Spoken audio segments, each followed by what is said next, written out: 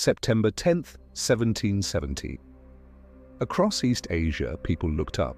The sky was bleeding. Not fire, not war, not the end of days, but something far stranger.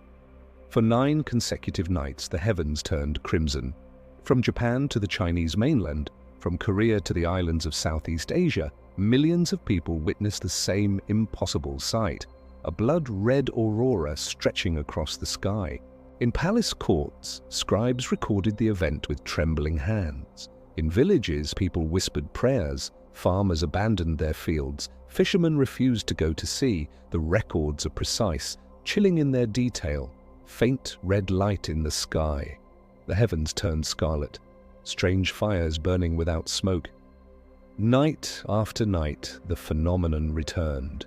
Always red, always vast, always unexplained. Far to the south, near Timor Island, 9 degrees below the equator, Captain James Cook commanded the HMS Endeavour on its historic voyage of discovery. His crew had charted unknown lands. They had survived shipwreck on the Great Barrier Reef.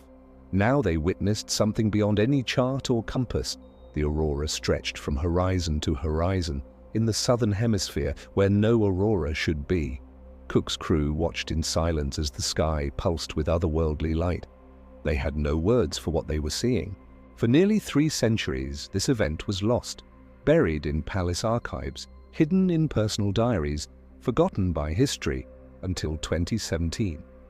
A team of Japanese researchers led by Hisashi Hayakawa from Osaka University began searching through ancient documents, government records, observatory logs, private journals written by common people who simply recorded what they saw. 111 documents, all describing the same event. What they discovered changed everything we thought we knew about solar storms. The 1770 event wasn't a brief display of lights, it was a sustained assault. 9 nights, not 2, not 4, 9. The red auroras covered twice the geographic area initially believed.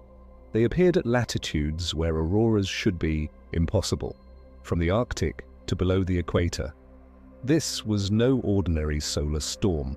The researchers compared sunspot drawings from 1770 to those recorded during the famous Carrington event of 1859, the most extreme solar storm ever documented in the modern era.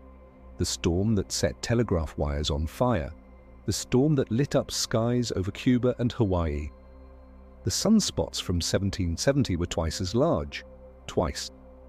To understand what happened in 1770, you need to understand the sun. Our star is not peaceful, not quiet, not stable. The sun is violent. Its surface churns with storms larger than Earth itself. Magnetic fields twist and snap.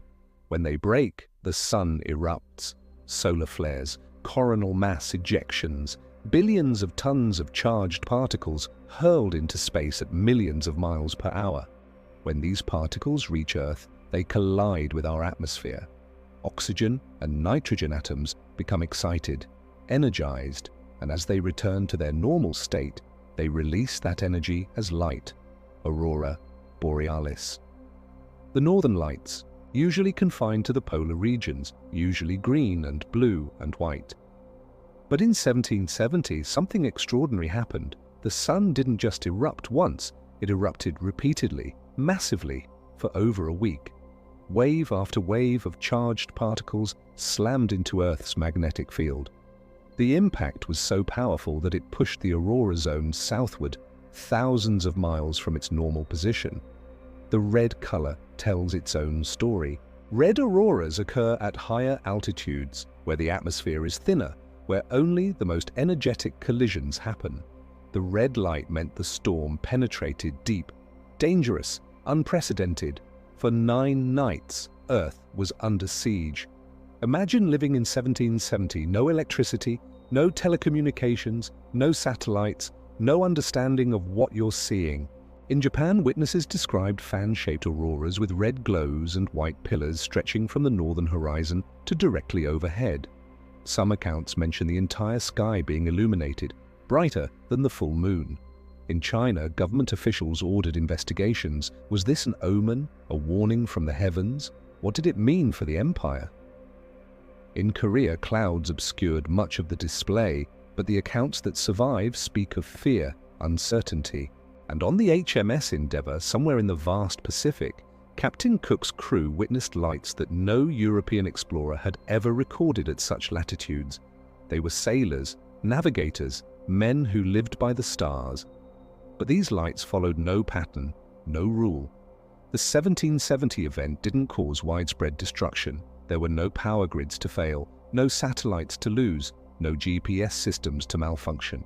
But it left its mark on paper, in memory, in the collective consciousness of millions who looked up and saw their sky transform into something alien.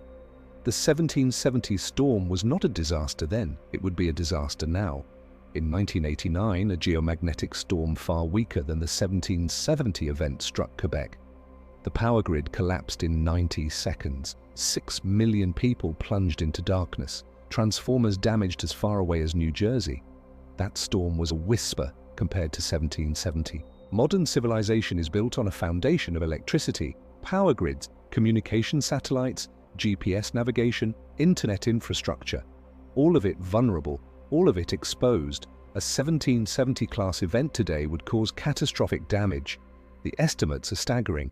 $2 trillion in economic losses, years to rebuild, power outages lasting months, not hours.